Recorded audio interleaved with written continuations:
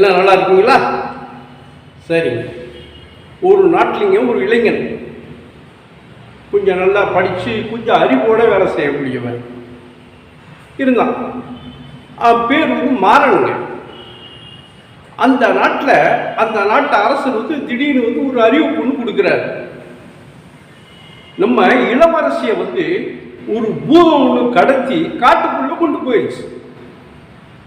ஒரு பூதம் நம்ம இளவரசியை தூக்கிக்கிட்டு காட்டுக்குள்ள போயிடுச்சு. அந்த நம்ம இளவரசியை யாரு காப்பாற்றி கொண்டு வர்றாங்களோ அந்த காட்டுக்குள்ள போய் அந்த பூதத்திட்ட இருக்கிற நம்ம இளவரசியை யாரு காப்பாற்றி கொண்டு வர்றாங்களோ அவங்களுக்கு நம்ம இளவரசியை மனம் முடிச்சு கொடுத்து அதோட வருங்காலத்தில் அவங்களையே இந்த நாட்டுக்கு அரசராகவும் ஆக்கிறதா அறிவிக்கிறார். ரொம்ப பேர் ரொம்ப ஆர்வமா ஏன்னா அடுத்தாப்புல அரசராயிடலாம். அது மட்டுமல்ல, அரசராக மட்டுமல்ல, இளவரசிக்கு கணவன் ஆயிடலாம். அதனால ரொம்ப பேர் காட்டுக்குள்ள போறாங்க. போனவங்க யாருமே திரும்பி வரல. நிறைய பேர் போனாங்க, ஆனா யாருமே இளவரசியை காப்பாற்றுறது அவங்களே உயிரோட வெளியே வரல. இந்த நிலைமையில அரசருக்கு ரொம்ப கவலையா போயிருதுங்க.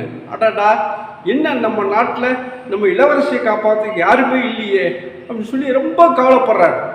அப்போ இந்த மாறன் என்ன பண்ணுறாப்புல, தன்னுடைய அம்மாட்ட கேட்குறாப்புல, அம்மா, அவன் போனவங்கெல்லாம் ஒன்றும் அறிவு இல்லாதவங்க, நான் போய் இளவரசியை காப்பாற்றி கொண்டு வர்றேன். நான் அறிவோடு செயல்பட்டு அந்த பூதத்திட்டிருந்து இளவரசியை காப்பாற்றி கொண்டு வந்துடுறேன். நான் போயிட்டு வர்றேம்மா அப்படிங்கிறாப்புல. அம்மா வேண்டான்னு தடுக்கிறாங்க.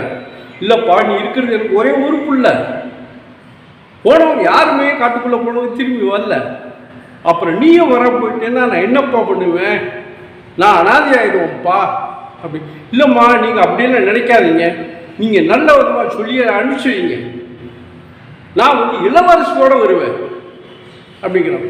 சரி பாப்போம், நீ பத்திரமா போயிட்டு வந்து சொல்லி அனுப்பிச்சு வைக்கிறாப்புல. இவன் இந்த மாறனை காட்டுக்குள்ளே போகிறாங்க. போய் பூத்தை காடு பூரா தேடுறான். நல்ல வெயில் நேரம். அங்கே ஒரு மண்டபம், பால் அடைஞ்ச மண்டபம் இருக்கு. அந்த மண்டபத்தில் படுத்து தூங்கிடுறான். அப்போ ஏதோ சத்தம் கேட்டு முழிச்சு பார்க்குறான். முழிச்சு பார்த்தா ஒரு பயங்கரமான உருவம் ஒன்று நின்றுட்டு இருக்கு. இவனை பார்த்து சிரிக்குது. டேய், எங்கடா வந்த, ஒடிப்பயல, எங்க வந்த அப்படிங்கிறப்ப இவன் எந்திரிச்சு ஆனால் பயப்படலைங்க. இதுதான் பூதோண்டு தெரிஞ்சுட்டேன். ஏண்டா கையில் இளவரசி இருக்கா, அதனால இவன் தெரிஞ்சுட்டு பயந்த மாதிரி காமிக்கல. என்ன, நீ தான் பூதமா, நீ தான் எங்கள் நாட்டு இளவரசி தூக்கிட்டு வந்தியா, அந்த இளவரசியை மீட்டுக்கிட்டு போகிறதுக்கு தான் நான் வந்திருக்கேன் அப்படி. போடா பொடிப்பையில, நீயாவது மீட்டுக்கிட்டு போகிறதாவது என்னுடைய சக்தியெல்லாம் உனக்கு தெரியுமா? என்ன பெரிய சக்தி, நான் அதை விட புத்திசாலி தெரியுமா அப்படின் போது, சரி நான் செஞ்சு காமிக்கிறோம்னா செய்ய முடியுமா, இங்கே பாரு அப்படின்ட்டு அந்த பூதம் என்ன பண்ணுது, நான் எவ்வளோ பெரியவனாகவும் ஆக முடியும், எவ்வளவு சின்னவனாகவும் ஆக முடியும். உன்னால் முடியுமா? எங்கே செஞ்சு சும்மா வாய்ச்சாவடெல்லாம் வேணாம், சும்மா வாயில் பேசுறதெல்லாம் இருக்கட்டும், நீ செஞ்சு காமி வைப்போம் அப்படியே. உடனே டக்குண்டு பெரிய ஆளாயிடுறாப்பிள்ளைங்க, ரொம்ப பெரிய ஆளாயிடுறாப்புல. ஆனாலும் அப்புறம் சிரிக்கிறாப்புல. அப்புறம் இவன் மாறன் என்ன பண்ணுறான், சரி இப்போ நீ பெரிய ஆளாக ஆகிட்ட, ஒரு எறும்பு மாதிரி சின்ன ஆளை உன்னால் ஆக முடியுமா, பாரு. டக்குன்னு ஒரு எறும்பு மாதிரி சின்ன ஆளாக ஆயிடுறாப்பிள்ளைங்க. இவன் முன்னெச்சரிக்கையா கையில் ஒரு காலி பாட்டிலை கொண்டு போயிருந்தாங்க. அதான் படித்தவன் அறிவாளிங்கிறது. ஒரு சின்ன பாட்டில் ஒன்றா மூடி போட்டு காலி பாட்டில் கொண்டு போயிருந்தான். டக்குன்னு அந்த எறும்பு பிடிச்சி உள்ளே போட்டு மூடி போட்டு நல்லா டைட்டாக மூடிட்டான். அந்த பாட்டிலில் அந்த சின்ன எறும்பு தானே தூக்கி உள்ளே போட்டு நல்லா டைட்டாக மூடிட்டாங்க.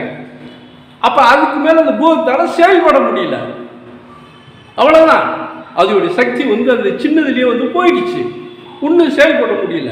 உடனே என்ன பண்ணலாம், அந்த பாட்டிலை எடுத்து பாக்கெட்டில் வச்சுக்கிட்டு இளவரசி கூட்டிகிட்டு நாட்டுக்கு அரண்மனைக்கு வந்துட்டாங்க. அரண்மனைக்கு அரசர்கிட்ட இளவரசியை ஒப்படைச்சிட்டு நடந்த விவரத்தையும் சொல்லி அந்த பாட்டிலையும் காமிக்கிறாங்க. இந்தாங்க அந்த பூதம் வந்து இந்த பாட்டுக்குள்ளே இருக்கிற இரும்பு ஜெயிஸ்க்கு அதுதான் அதை வந்து நான் புத்திசாலித்தனமாக பிடிச்சி கொண்டு வந்துட்டேங்க அப்படிங்கும். அரசருக்கு வந்து ரொம்ப சந்தோஷமாக போச்சுங்க. இளவரசி பார்க்கவும் ரொம்ப சந்தோஷமாக போச்சு. இவனையும் வந்து பாராட்டினது மட்டும் இல்லாமல் சொன்ன மாதிரி இந்த பரவாயில்ல நல்ல புத்திசாலி மாப்பிள்ளை தான் கிடைச்சிருக்காருன்னு சொல்லி இவனுக்கு வந்து கல்யாணத்தை பண்ணி வச்சு அரசராக்கிறாரு. பார்த்தீங்களா, புத்திசாலித்தனத்தால் அவ்வளோ வெற்றியாக வந்து ஜெயிச்சுட்டான். இப்படித்தாங்க இருக்கணும். யாராக இருந்தாலும் செயல்படும்போது புத்திசாலித்தனத்தோடு செயல்பட்டால் நல்ல பேர் கிடைக்கும். அவ்வளவா.